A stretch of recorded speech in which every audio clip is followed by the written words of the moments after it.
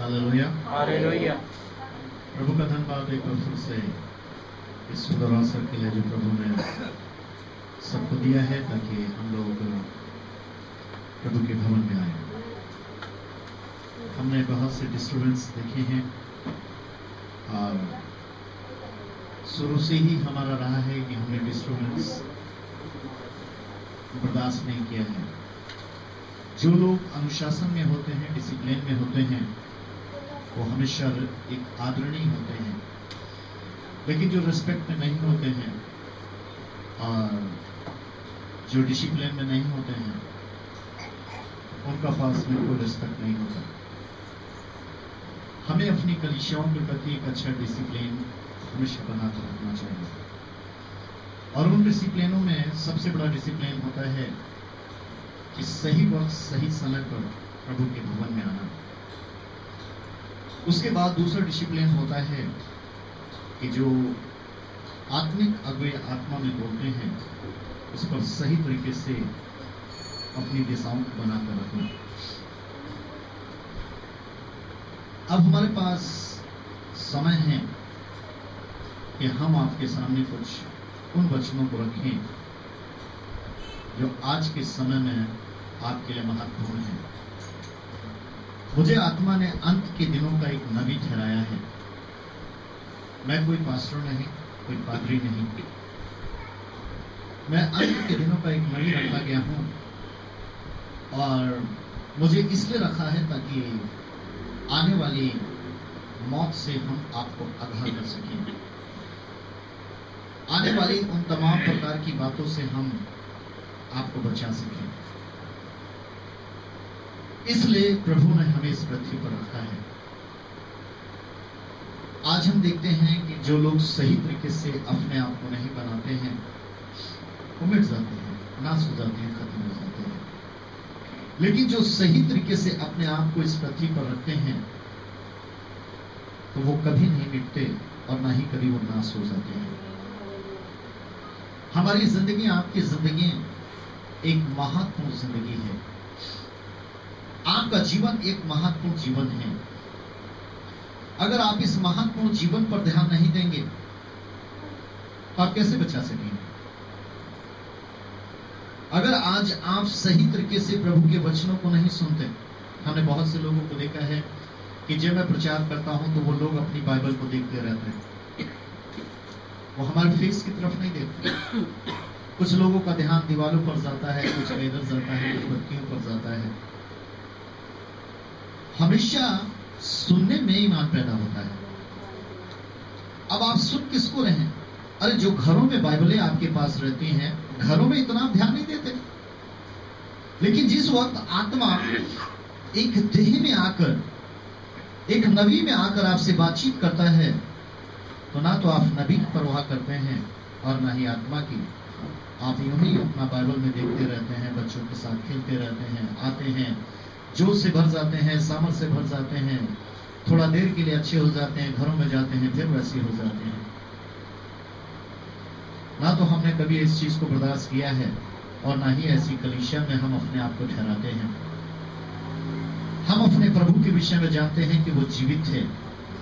मैं आपके सामने वो हूं जिसने खुद अपनी आंखों से परमेश्वर को देखा है और खुद अपने कानों से परमेश्वर को सुना है। पादरी वो होते हैं जो बहुत सी चीजों का बोझ लेते हैं और बोझ लेने के बाद वो उपवास रखकर परमेश्वर के सामने जो है एक मर्जी के हिसाब से लेकर जाते हैं। लेकिन नबी वो होते हैं जो परमेश्वर हर वक्त हर समय उनसे बोलता रहता है, बातचीत करता रहता है। आज हम आपके सामने वो शख्स हैं कि हम जैसा लोगों के लिए, जिन्हों हमारे नाम को जानते हैं, जहां हमारी सीढ़ी पहुंच गई है, बुक पहुंच गई हैं, हमें देखने के लिए, छूने के लिए तरसते हैं, लेकिन आज आप तो इतने नजदीक होते हुए भी आप हमारी तरफ ध्यान ही नहीं देते। मेरे प्रियो, आपकी जिंदगी, आपका जीवन महत्वपूर्ण है और ये हमारे पास अधिकार नहीं है कि हम आपके महत्वपूर्ण जीवन से खिलवाड़ कर सकें, क्योंकि ये हमारे लिए अच्छा नहीं है। क्योंकि जिस खुदा ने हमारे हाथ में आपकी बागडोर दी है वो जीवन को संभालने के लिए दी है, नाश करने के लिए। कल रात में मेरे पास करीबन 7-8 साल के बाद किसी व्यक्ति का फोन आया, बोलने लगा, पास्टर मार्क आपने मेरी आवाज को पहचाना? मैंने कहा नहीं ब्रदर, मैंने नहीं पहचाना। पास्टर मार्क आप तो मुझे भूल गए। उन्होंने जब मुझे जिक्र किया तो मैंने कहा ओके, आप लोग कैसे हैं, सिस्टर कैसे हैं, परिवार के विषय में मैंने पूछा। उन्होंने कहा पास्टर मार्क मैंने आपको पहले भी फोन किया था और आपने मुझे कॉल बैक नहीं किया। मैंने कहा भाई मेरे पास 3000 लोग हैं और 3000 की अगर मेरे पास में कॉल आती है तो मेरे पास इतना समय नहीं रहता है कि उन भाइयों के पास मैं दोबारा कॉल करके हालचाल पूछता रहूं। कहने लगे कोई बात नहीं, और कल सुबह, आज सुबह 7 बजे मेरे पास में आ जाइए। मैंने कहा मैं नहीं आ सकता क्योंकि रविवार हमारे लिए बहुत ही इंपॉर्टेंट होता है और हमारे चर्च के लिए। उन्होंने मुझे एक चीज बोली जो मैं आपको बताना चाहता हूँ।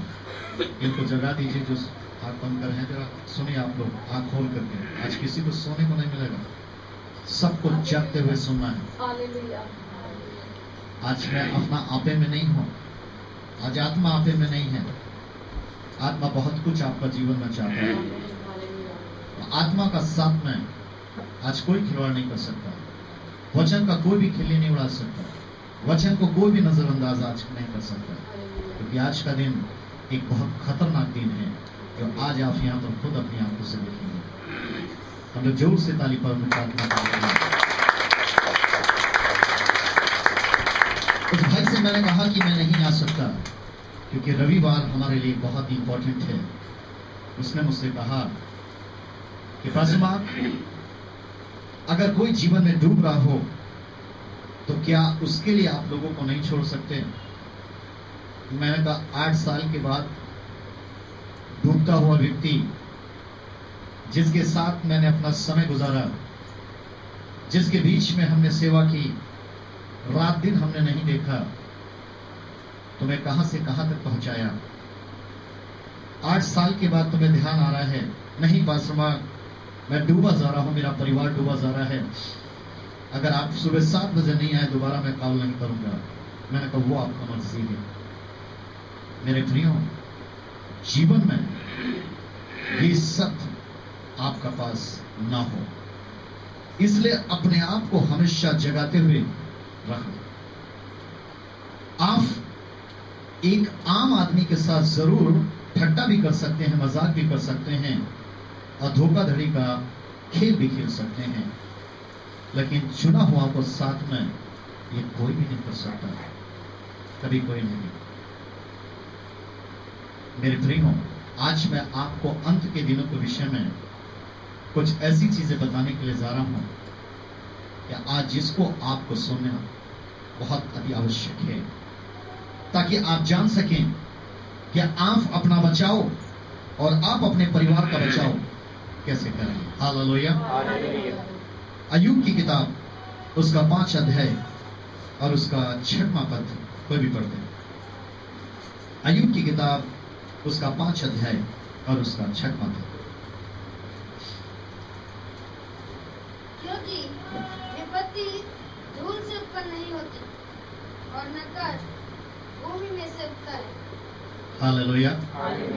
क्या लिखा है? क्योंकि विपत्ति धूल से उत्पन्न नहीं होती और न कष्ट भूमि में से उगता है। Thank you. आज यहां पर आप देख रहे हैं कि जीवन के अंदर विपत्ति, ये विपत्ति क्या होती है? कहते हैं एक छोटा सा मच्छर एक आदमी को नापुंसक बना देता है।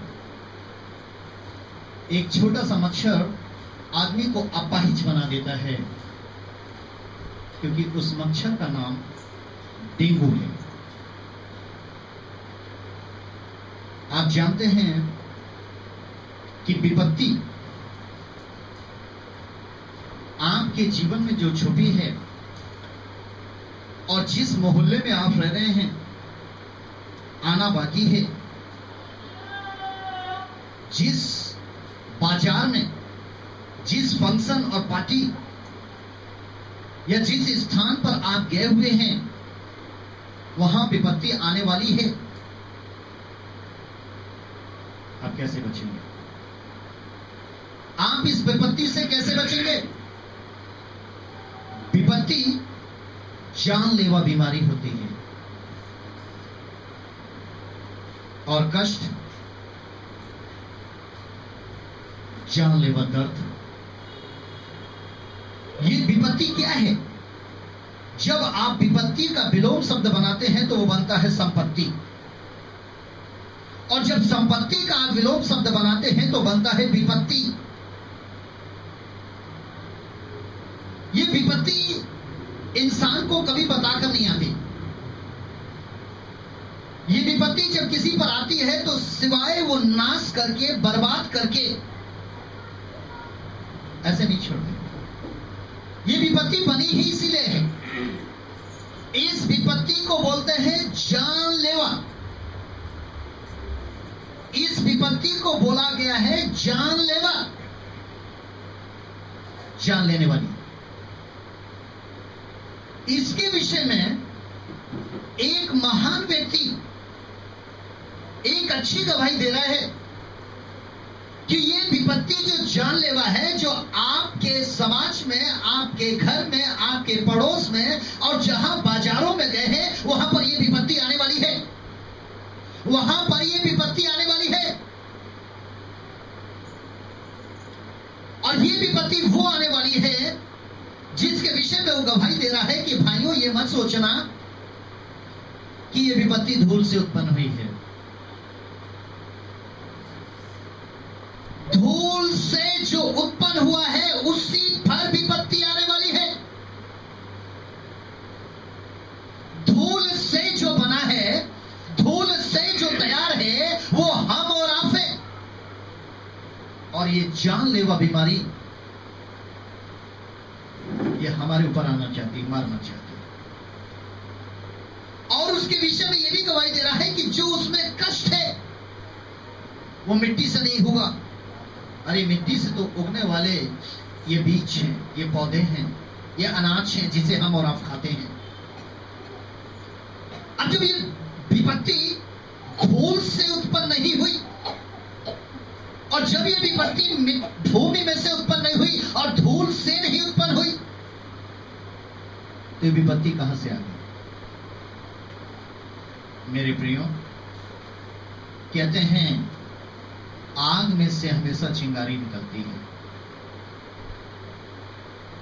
आग भी खतरनाक है और चिंगारी भी। आग से हमेशा चिंगारी निकलती है और दोनों से ही मनुष्य को खतरा है। उसी तरीके से पाप से विपत्ति निकलती है, दोनों से मनुष्य को खतरा है। आग से निकली हुई चिंगारी अगर वो कपड़े पर है तो कपड़े को जलाकर राख कर देती है, और अगर उसके नीचे मांस है तो मांस को गलाकर भी वो नाश कर देती है। उसी तरीके से पाप, ये पाप एक जानलेवा है। पाप की सजा मौत है, और पाप से जो निकलती है वो है विपत्ति। आपके बीच में बहुत से ऐसे हैं कि परमेश्वर प्यार करता है क्योंकि उन्होंने परमेश्वर के लिए कुछ किया है। तो परमेश्वर कभी भी किसी के किए हुए को व्यर्थ नहीं ठहराता। उसके बदले में परमेश्वर उसको आगाह करता है कि हे भाई, तेरे पास ये विपत्ति आने वाली है, ये बहन तेरे पास ये विपत्ति आने वाली है। तूने इस मार्ग पर नहीं चलना है, तूने इस स्थान पर नहीं खड़ा होना, तूने इस चीज को नहीं खाना है। एक बहन मेरे पास प्रार्थना करवाने के लिए आई। जैसे ही मैं प्रार्थना कर चुका, मुझे आत्मा ने बोला कि इस बहन से बोल कि पपीता ना खाए। मैंने बोल दिया उसको पपीता मत खाओ। अब सोचिए कि ये पपीता खाने को क्यों परमेश्वर का आत्मा मना कर रहा था उसको। जब एक दिन वो आई और रो करके खड़े होकर जब वो गवाही देने लगी तो उसने क्या गवाही दी कि मैं फर्स्ट टाइम पास्टर मार्क से मिली और पास्टर मार्क ने मुझे एक बात बोली कि घर में जाकर पपीता मत खाना। तो मैं आश्चर्य में पड़ गई कि पास्टर मार्क को कैसे पता लगा कि मेरा घर में पपीता आया है।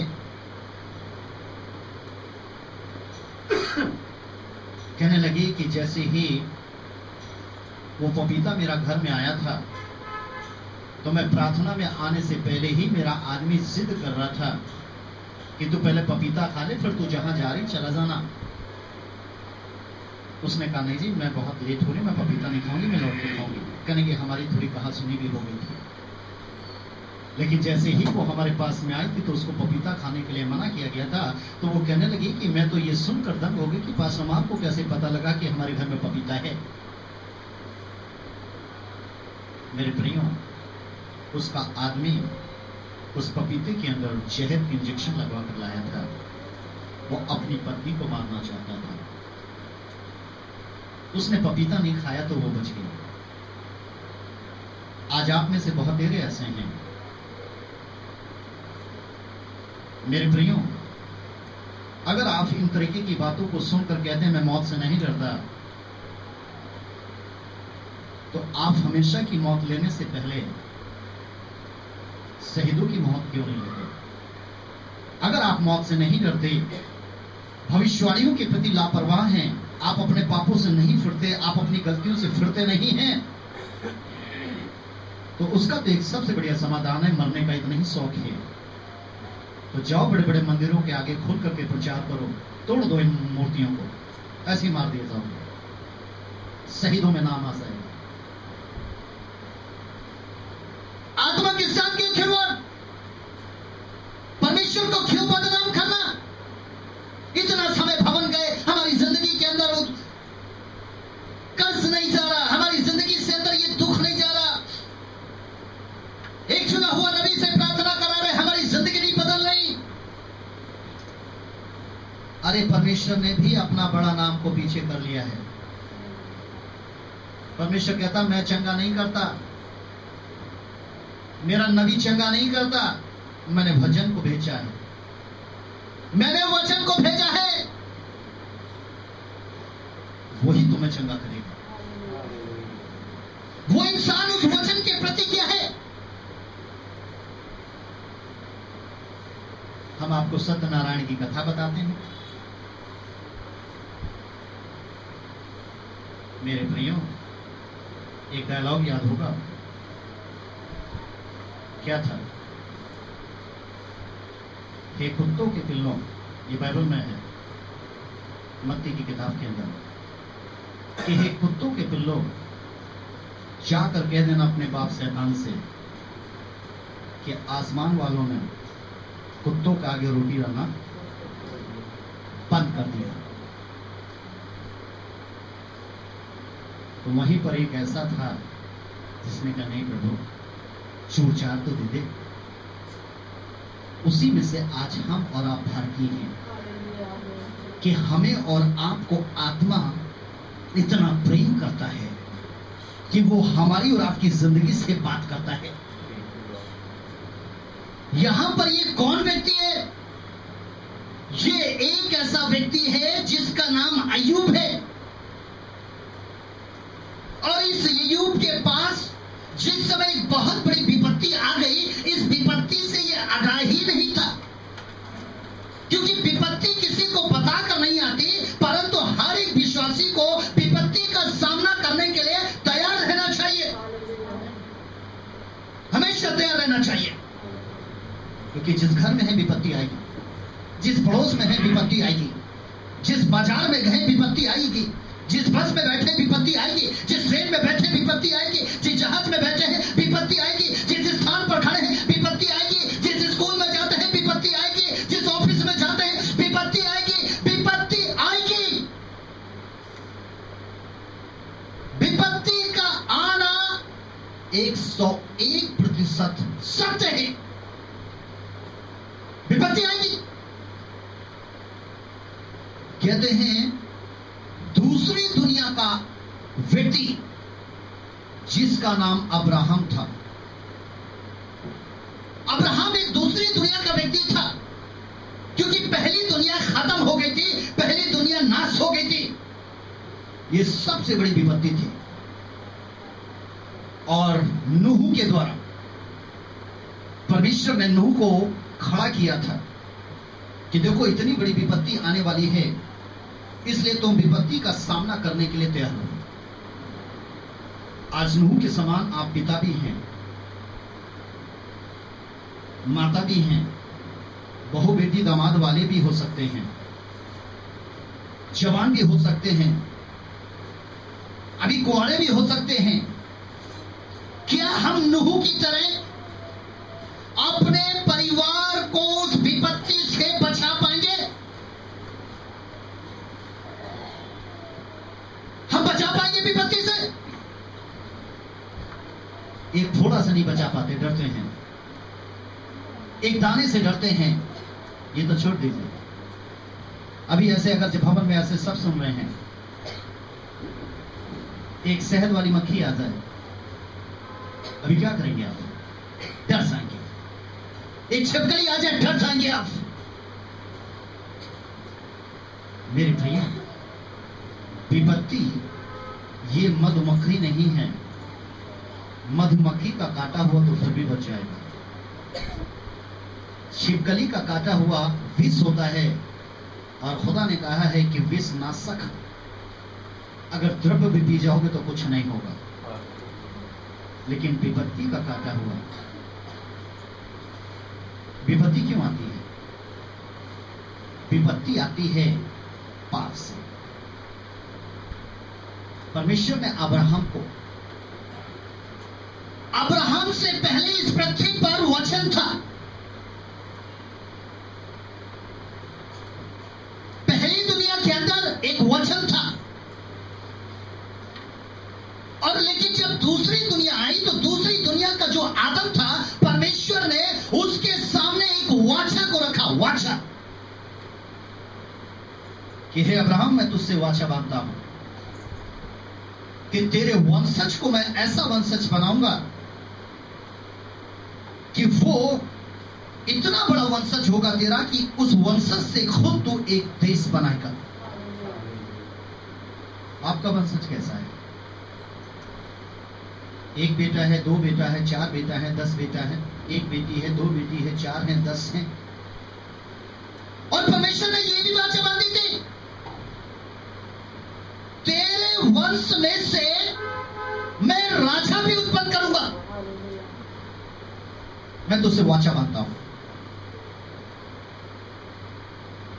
और खुदा का कलाम कहता है कि अब्राहम का समय में वाचा थी।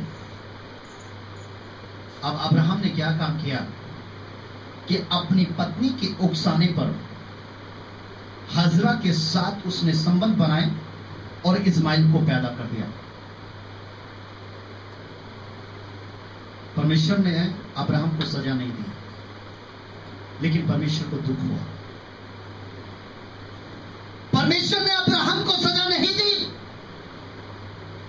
बल्कि परमेश्वर को दुख हुआ।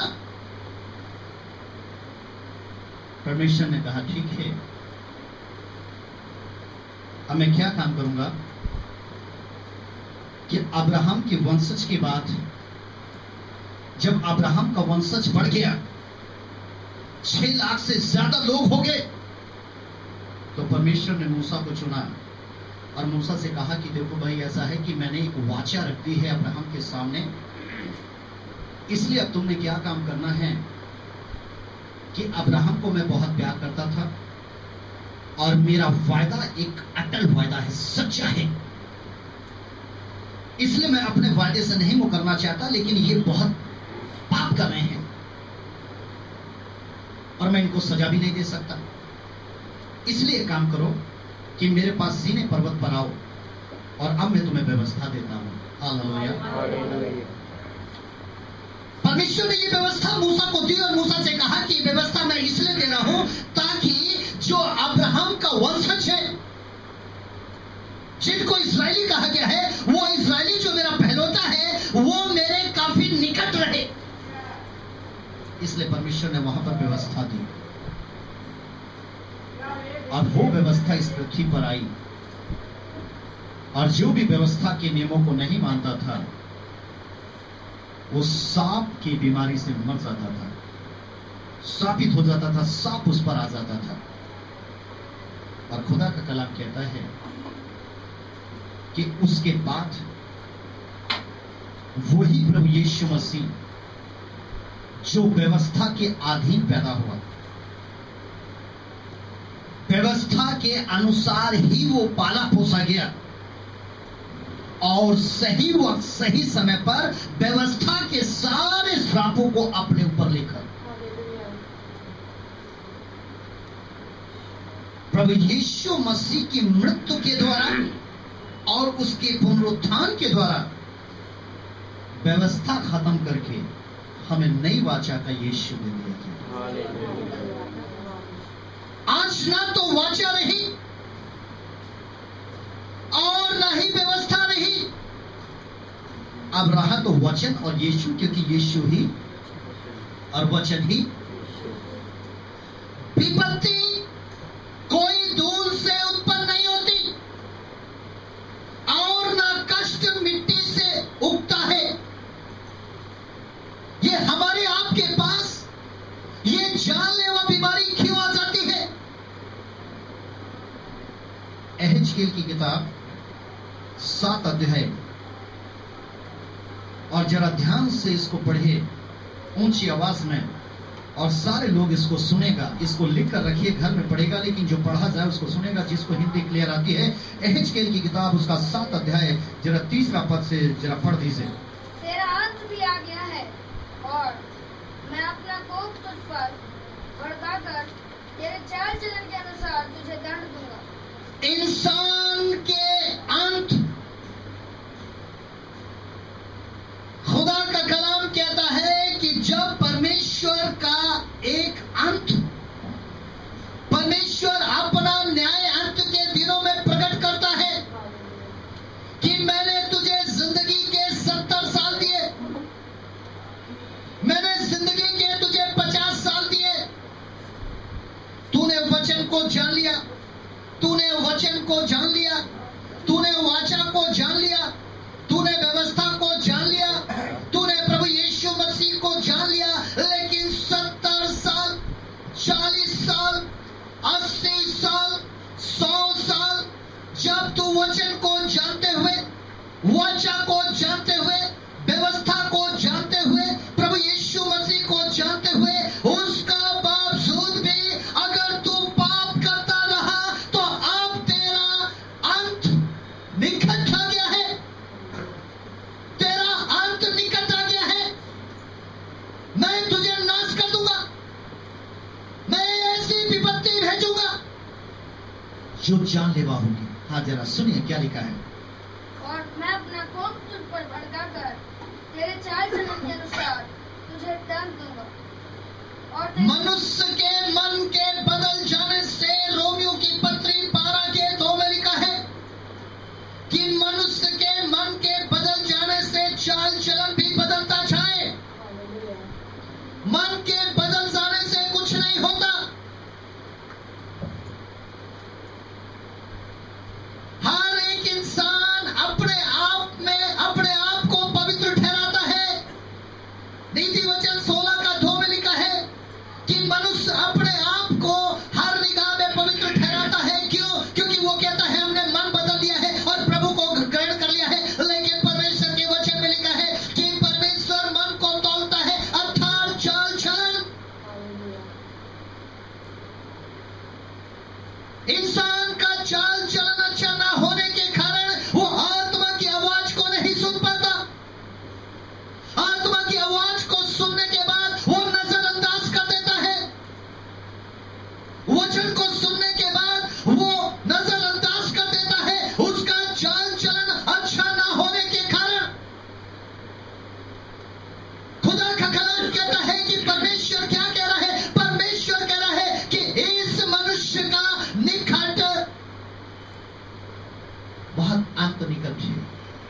आगे सुने। और तेरे सारे घिनौने कामों का फल तुझे दूंगा। तेरे सारे, एक तो चाल चलन और सारे घिनौने काम। परमेश्वर कह रहा, मैंने तुझे वचन दिया ताकि तू इस वचन के अनुसार चाल चलन ठीक कर ले। मैंने तुझे वाचा दी ताकि तू चाल चल ठीक कर ले। मैंने व्यवस्था रख दी ताकि तू चाल चलन ठीक रख ले। मैंने अपने प्रभु, अपने प्रिय पुत्र यीशु को दे दिया ताकि तू चाल चलन ठीक कर ले। लेकिन तू घिनौने काम करता रहा। इसीलिए तो मैंने डायलॉग बोला था, हे पुत्र के पिल्लों, जाकर कह दो शैतान से कि आसमान वालों ने कुत्तों को आगे रोटी डालना बंद कर दिया है।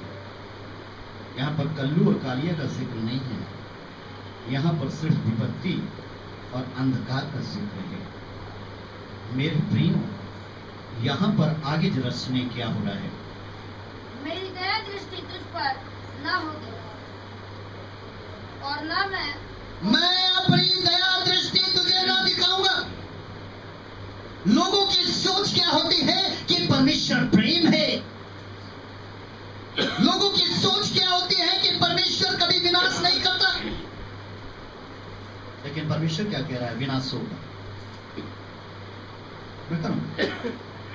आगे बढ़िए। और ना मैं कोमलता करूंगा, और जब तक तेरे घिनौने पाप तुझमें बने रहेंगे तब तक मैं तेरे चाल चलन का फल तुझे दूंगा। आप में से जो घिनौने काम करते अपने स्थान पर खड़े हो जाएं।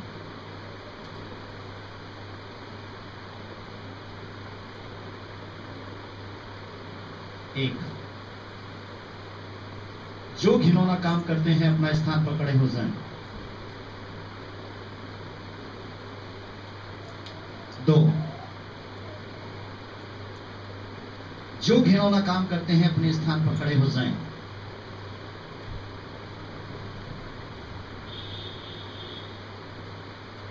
तीन, ये आखिरी नंबर है, इसकी सजा, इसका न्याय परमेश्वर आपको देगा। हम क्यों पता लगने दें किसी को कि हमें घिनौने काम है? अगर आप चाहते तो मैं आत्मा में पर्दाफाश अभी कर सकता कि कल रात में क्या किया, कल शाम को क्या किया।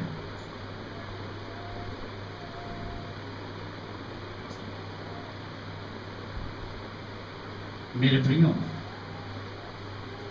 खुदा के कलाम में एक चीज है कि नबी का आत्मा नबी के बस में। हमें वही बोलने के लिए कहा जाता है, हमें वही करने के लिए कहा जाता है जिससे कि आपका बचाव हो सके। यहां पर लोगों की सोच थी, इजराइलियों की, कि परमेश्वर तो हमारा विनाश करेगा ही नहीं।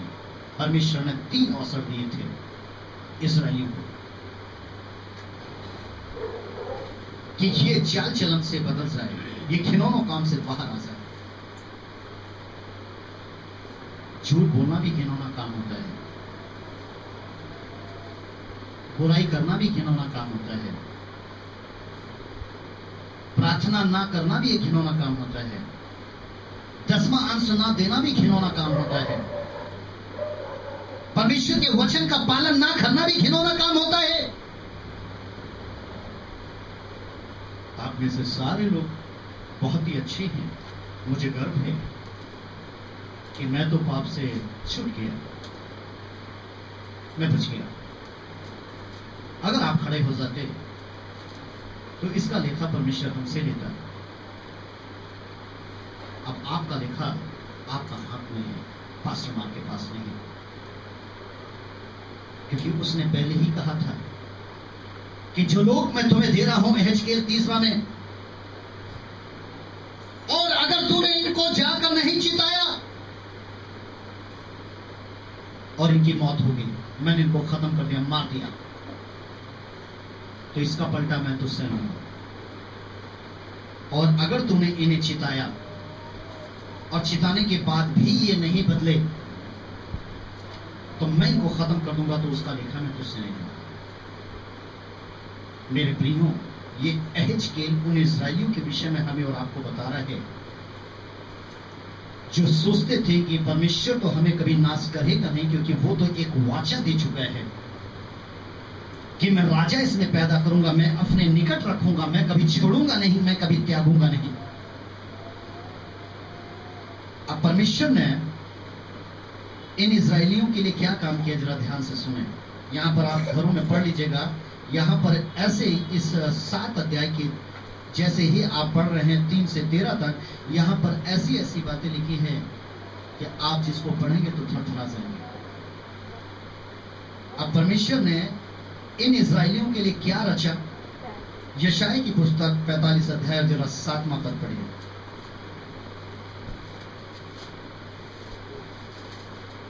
मैं उजियाले का बनाने वाला और अंधियारे का सृजनहार हूं। परमेश्वर क्या कह रहा?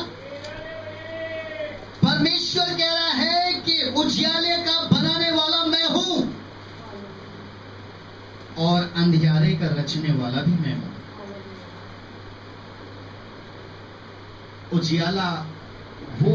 उजियाला उसके लिए है जो उजियाले में चलना पसंद करते हैं, और जो उजियाला में चलना पसंद करते हैं वो घिनौना कामों से हट जाते हैं। घिनौना काम अंधियारा में है,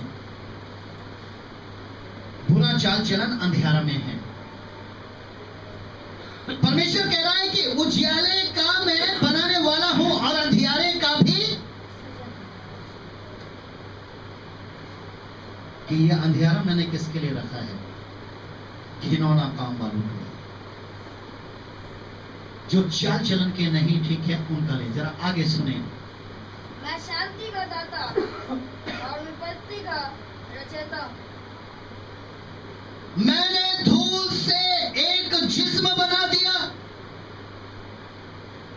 और इस जिस्म की खुराक के लिए इस भूमि में से अनाज दे दिया। लेकिन ये विपत्ति भी ना तो मैंने धूल से उत्पन्न की है और ना ही भूमि से उत्पन्न की है, बल्कि ये विपत्ति मैंने क्या करी है जी? क्या लिखा है? ये विपत्ति रची है, रची। कहते हैं ना कि आपके हाथों में मेहंदी बड़ी रच रही है।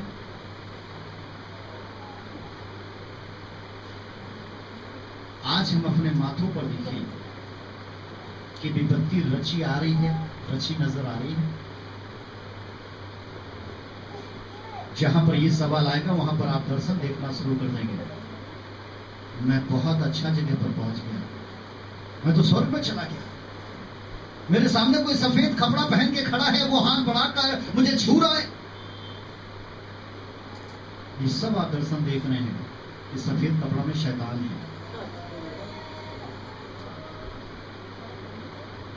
विपत्ति का रचयिता मैं हूं, खुद परमेश्वर कह रहा है, हे मेरे प्रियो, ये धूल से उत्पन्न नहीं हुई, ये मिट्टी से नहीं उगी, ये डिसिप्लिन अनुशासन सही ना होने के कारण एक इंसान जब वचन, वाचा, व्यवस्था और प्रभु यीशु मसीह के प्रति लापरवाह है, उनके लिए ही अंधियारा का सृजनहार भी वही है और विपत्ति का रचयिता भी वही है। क्यों? खुदा के कलाम में लिखा है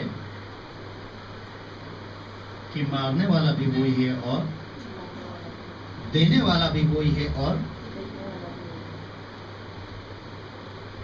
अब दोनों सवाल आपका सामने है कि एक तरफ तो खुदा जिंदगी देने के लिए पहले उसने वचन छोड़ा, फिर वाचा बांधी, जिंदगी देने के लिए उसने व्यवस्था को रखा, जिंदगी हमारे पास रहे उसने अपने बेटे को कुर्बान कर दिया। और आज जब हम इन सारी चीजों से लापरवाह हो गए तो उसने अंधियारे को सरस दिया और विपत्ति को रच दिया, जिसमें आज और हम और आप सारे उसमें गुलाम बन रहे हैं, उसमें आज हम और आप जूझ रहे हैं। खुदा के कलाम में विश्वासी लोगों ने जब इस चीज को सुना कि प्रभु तूने अंधियारे को, तूने विपत्ति को रच दिया, प्रभु ने क्या कहा? नीति वचन की किताब 11 अध्याय और जरा 8वां पद पढ़िए। क्या कहा परमेश्वर ने? धर्मी विपत्ति से छूट जाता है। धर्मी जिसने चाल चलन शुद्ध किया, जिसने घिनौने काम बंद किए, विपत्ति आएगी। जिस मोहल्ला में होगी विपत्ति आएगी, जिस घर में होगी विपत्ति आएगी, जिस चौराहे पर होगी विपत्ति आएगी, जिस स्कूल में होगी विपत्ति आएगी, जिस ऑफिस में होगी विपत्ति आएगी, जिस बस में होगी विपत्ति आएगी। विपत्ति तो आएगी, लेकिन अगर आपका जीवन धर्मी है तो क्या लिखा है? धर्मी विपत्ति से छूट जाता है। धर्मी विपत्ति से छूट जाता है। विपत्ति कहती है नहीं भाई,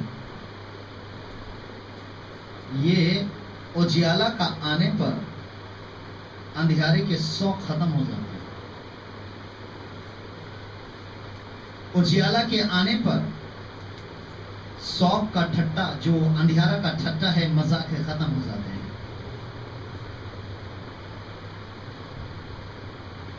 लेकिन उसी तरीके से विपत्ति जब आती है तो देखती है धर्मी कौन है, वहां से हटा लेती है। और आगे क्या लिखा हुआ है? परंतु दुष्ट उसी विपत्ति में पड़ जाता है। अय्यूब का कितना बेटा थे?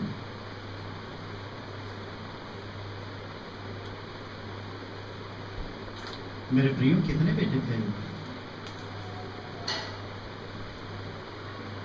मेरे प्रियो, अय्यूब के कितने बेटे थे?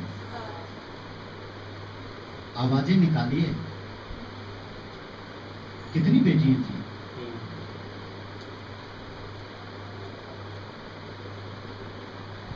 कितनी बेटियां थी? आप प्रचारक हैं, विश्वासी हैं, प्रार्थना करने जाते हैं घरों में, रोज बाइबल पढ़ते हैं, ये आंकड़े क्यों नहीं? सिलेंडर के दाम बढ़ गए, ये आंकड़ा आ गया। घर में खाने को नहीं होगा तो हम भूखा मर जाएंगे, ये आंकड़ा आ गया।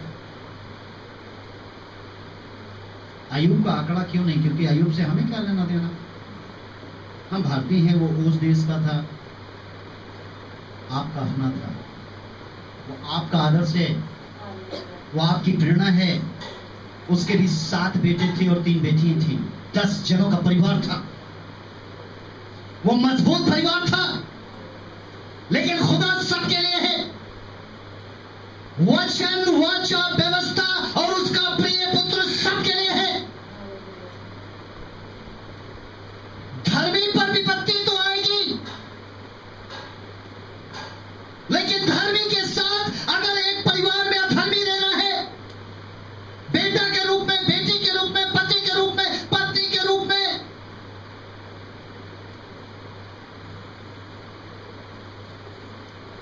कैसे बचेगा?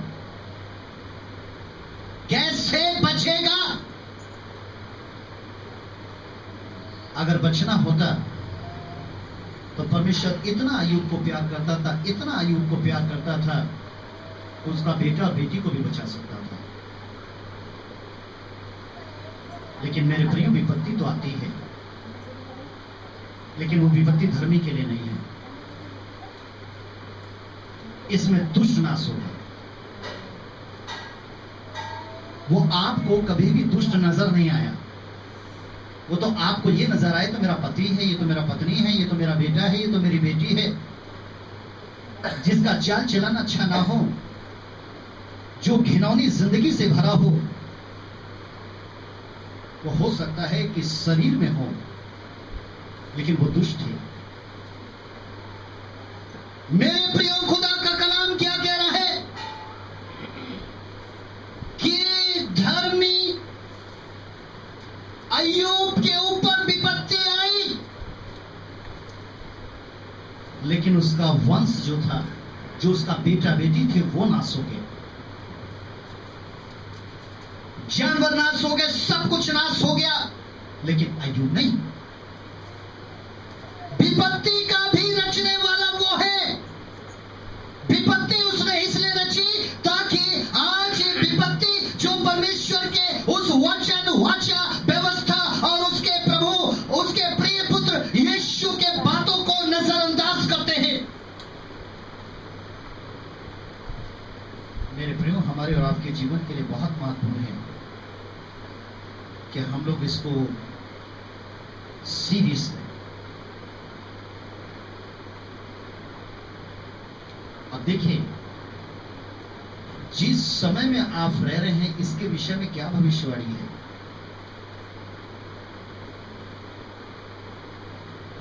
दूसरा तिमोथी तीसरा अध्याय, दूसरा तिमोथी तीसरा अध्याय और जरा पहली आयत से सुने। पर ये स्मरण रख कि अंतिम दिनों में कठिन समय आएंगे। यहां पर कितने लोग हैं जो हिंदी पढ़ लेते हैं? भाई बहन बच्चा लोग हाथ उठाएं। Very good. लेकिन पढ़ एक ही रहा है। आप भी पढ़ा करिए, इंटरेस्ट बढ़ाने के लिए। इनको छोड़ के कोई दूसरा पढ़े। दूसरा तिमोथी तीसरा अध्याय की पहली आयत।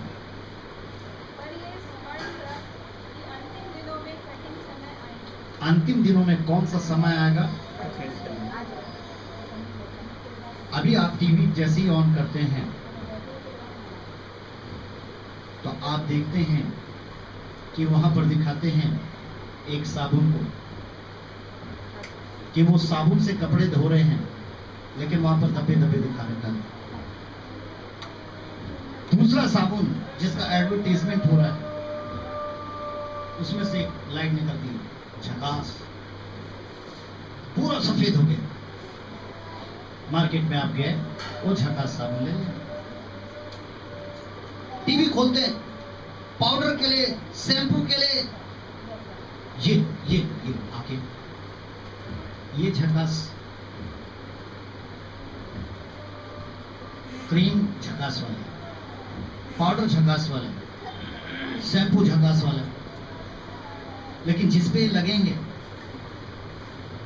जिस पे ये लगेंगे वो कौन सा समय में है? खुदा क्या कह रहा है? अंतिम दिनों में, अंतिम समय में क्या होगा? क्या होगा? हम उसके लिए तैयार हैं?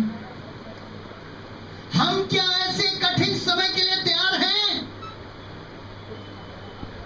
मेरे प्रियो, हम कहां तैयार हैं? हम तो अभी बड़े ही नहीं हुए, अभी वो बच्चा के समान ही है। नहीं, अब हमें सियाना होने की जरूरत है, बड़े होने की जरूरत है। मेरे प्रियो, कठिन समय, उसका मुकाबला आप कैसे करेंगे? क्यों? कोई कर्ज के बोझ से, कोई बीमारी के बोझ से? क्यों? क्योंकि कठिन समय में उसका पास में उसके हाथ पैर फूट जाते हैं, वो घबरा जाता है। और कठिन समय क्या होंगे जरा ये सुनिए आप जरा। जिसने पढ़ दिया उसके अलावा कोई और पढ़े। क्योंकि मनुष्य स्वार्थी, लोभी, डींगमार, अभिमानी। क्या लिखा है? मनुष्य क्या होगा? स्वार्थी। स्वार्थी का मतलब अपने विषय में सोचने वाला। स्वार्थी लिखा है उसमें जी। उसका क्या मतलब है? स्वार्थी का मतलब होता है अपने स्वार्थ का चाहने वाला। क्या आप बोलते रहिए, हम तो वही करेंगे जो कर रहे हैं। स्वार्थ का चाहने वाला। आप जानते हैं हमारे भारत में कितनी फोर्स है? नेवी है, आर्मी है, मिलिट्री है, पीएसएफ है, और कौन सी है? सीआरपी है, और ये हमारे पास 5 फौजी हैं। कोई आसमान पर, कोई जमीन पर, कोई पानी का अंदर, हर जगह बॉर्डर पर वो दुश्मनों को आने के लिए रोक रहे हैं, तैयार हैं। लेकिन वही चीजें हम देखते हैं जब न्यूज में, तो कहते हैं कि इतने उग्रवादी भारत में आ गए। जब सारी जगह फौज लगी हुई है, भारत इतना करोड़ों रुपया दे रहे, तो ये कहां से आ गए? मेरे प्रियो, सावधानी हटी तो दुर्घटना, ये विपत्ति भी ऐसे ही होती है। कि यहां पर क्या लिखा है? स्वार्थी और आगे लोभी। लोभी मतलब क्या होता है? लालच करने वाला। है जी, लालच। लालच करने वाला। काहे का लालच? कोई वस्तु का, कोई पैसा का, कोई घर का, कोई जानवर का। अभी अंत के दिनों में कठिन क्या हो रहा है कि जिनका साथ में आप जीवन जीने के लिए आप जो कठिन समय होगा, कठिन समय में आप देखेंगे, जैसे आज इंसान कहता है कि भैया वो तो समय ही नहीं रहा कि किसी पर विश्वास करें, क्योंकि इंसान क्या हो गया है? क्या होगा? स्वार्थी, लोभी और डींग मार। डींग मार का मतलब क्या होता है? बड़ी बड़ी बातें करनी। हाँ जी। और अभिमानी। हाँ जी, अभिमान करने वाला, जिसको कहते हैं घमंड करने वाला। आगे निंदक। निंदक का मतलब क्या होता है? यानी गिराने वाला, गिराने वाला, कमजोर बनाने वाला। आगे माता पिता की आज्ञा टालने वाले। और माता पिता की आज्ञा टालने वाले। आगे घृणित, अपवित्र। है जी, घृणित, अपवित्र। घृणित। घृणित का मतलब क्या होता है? घिनौने काम करने वाला। अपवित्र का मतलब क्या होता है? जो सांसारिक और शारीरिक जिंदगी जीते हैं, उसके अलावा। और आगे क्या लिखा है? दया रहित। उस पर दया नहीं होगी कि ये भूखा है, कि ये प्यासा है, ये कौन सा कमी में हमें दे रहा है। नहीं जी, इतना पैसा लगेगा, अगर करवाना है तो करवाइए, नहीं जाइए। दया नाम की चीज नहीं। ये कठिन समय का साइन है मेरे प्रियो। ऐसे हालाती क्यों पैदा करें कि आप इनका सामने जाएं? आप अपने घरों के अंदर, अपने बच्चों के अंदर, अपनी जिंदगी के अंदर क्यों ऐसे हालात पैदा करते हैं कि इस तरीके के मनुष्य के सामने जाकर खड़े हो और उनसे सहायता की गुहार करें कि मेरी सहायता करो? वो तो स्वार्थी बन चुका है। वो कैसे आपकी सहायता कर सकता? वो तो डींग मार बन चुका, अभिमानी बन चुका। आपकी कैसे सहायता कर सकता? इस विपत्ति से कैसे छुड़ा सकता? हमें ऐसा के लिए तैयार रहना मेरे प्रियो, ऐसा समय के लिए हमें तैयार रहना है। ये आत्मा क्यों कलीसिया के लिए ये भविष्यवाणी कर रहा है कि अंत के दिनों में कठिन समय आएगा, विपत्ति आएगी।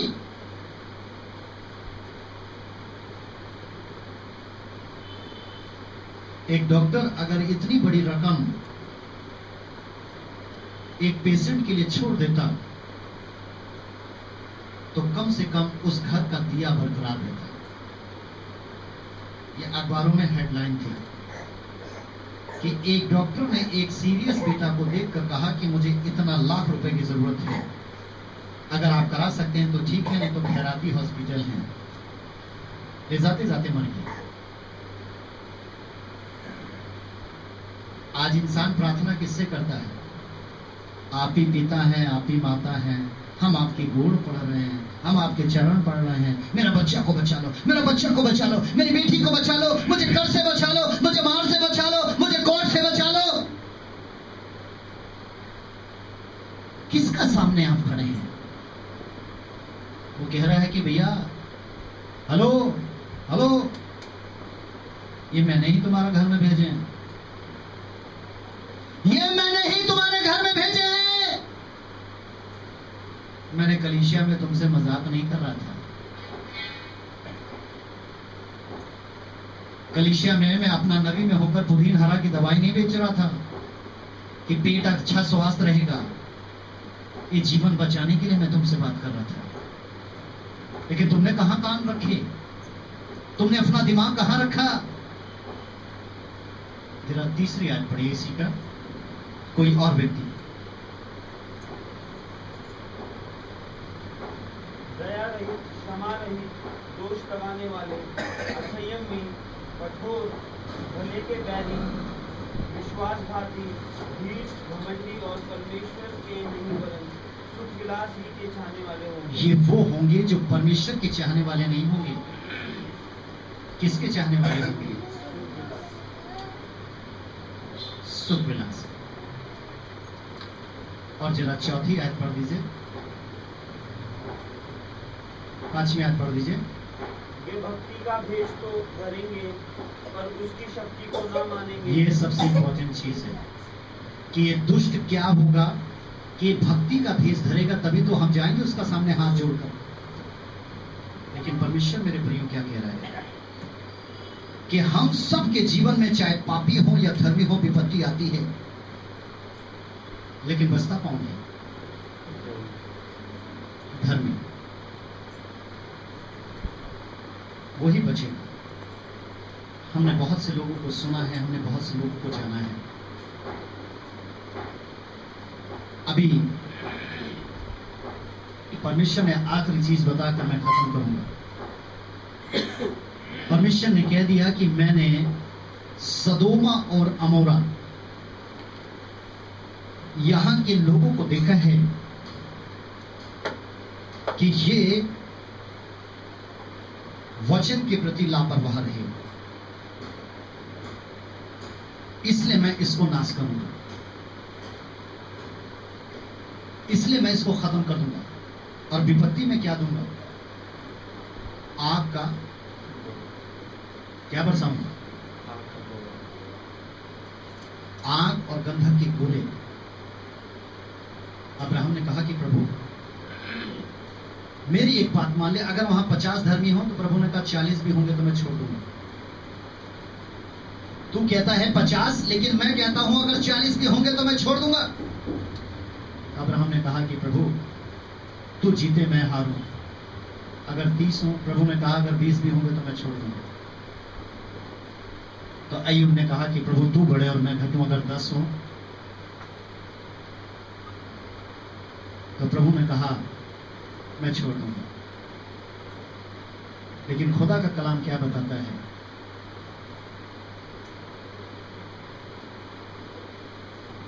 कि एक भी नहीं था। अब लूत कैसे बच गया? लूत इसलिए बच गया, लूत इसलिए बच गया कि जैसे ही परमेश्वर ने अपने दूतों को इस जमीन पर भेजा, उसने उनकी पहनुआई की, उनको अपने घर में ठहराया,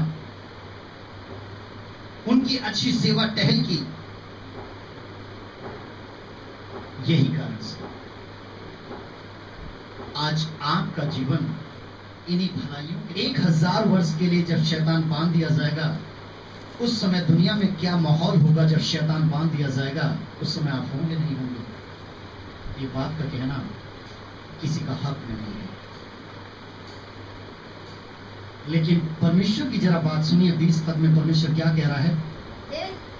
वो नगर ऐसा निकट है कि मैं वहां भाग सकता हूँ। हाँ, और वो छोटा भी है। हाँ, मुझे वहीं भाग जाने दे। हाँ, क्या वो नगर छोटा नहीं है? हाँ, और मेरा प्राण बच जाएगा। हाँ। तो प्रभु ने उससे कहा, अब देखिए प्रभु क्या कह रहा है, उससे जरा ध्यान से सुनिए।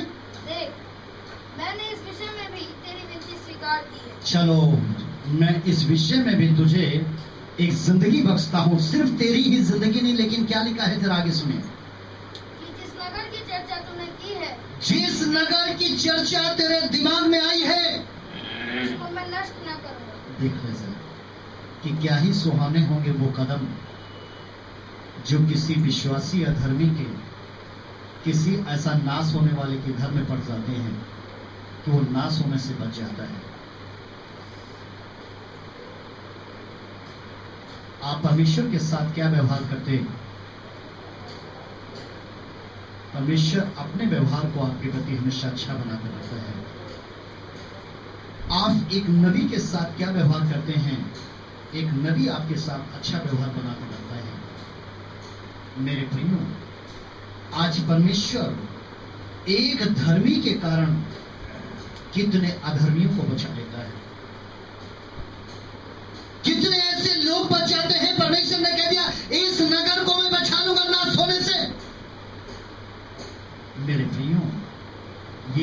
विपत्ति धूल से उत्पन्न नहीं है या आपके पापों से, जैसे आग से चिंगारी निकले है वैसे जो आप पाप करते हैं उसमें से विपत्ति निकली है, और ये विपत्ति आपको मार देगी। ये विपत्ति नाश होने के लिए ही है।